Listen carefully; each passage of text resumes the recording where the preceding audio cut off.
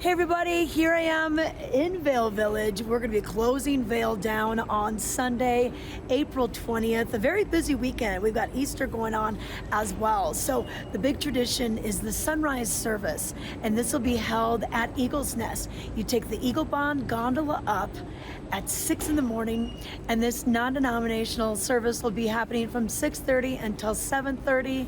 The Gore Range, Mount of the Holy Cross will start indoors, and then we'll bring it outdoors to the Simonton deck for passing of the peace.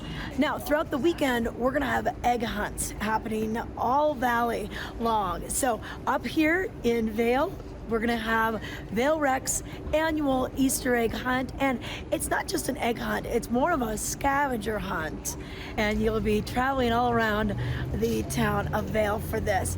And then you'll redeem prizes with the clues that you found.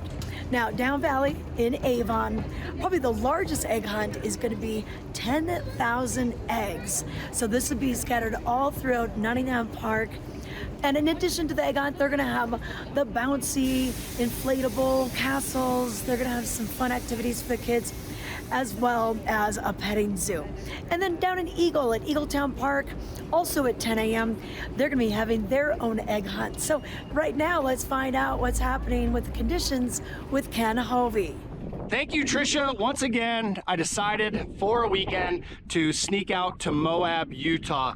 Did some dirt bike riding over the past few days. A good friend of mine, Derek, celebrated his 39th birthday, so we rode, and then figured I'd stick around in Moab itself, as it is the Easter Jeep Safari Week. So a lot of Jeep enthusiasts from around the world descending upon Moab and taking in these beautiful sights, sounds. It is so nice. The temperatures are in the 70s. All right, enough of that. You want to know what's going on the mountain? Well, Beaver Creek is closed for the season, but Vail, it is closing weekend. No new snow to report in the past 24 hours, and also no new snow in the past 7 days, which is rare. I don't know if maybe possibly 1 week that we had the entire winter that we didn't get snow.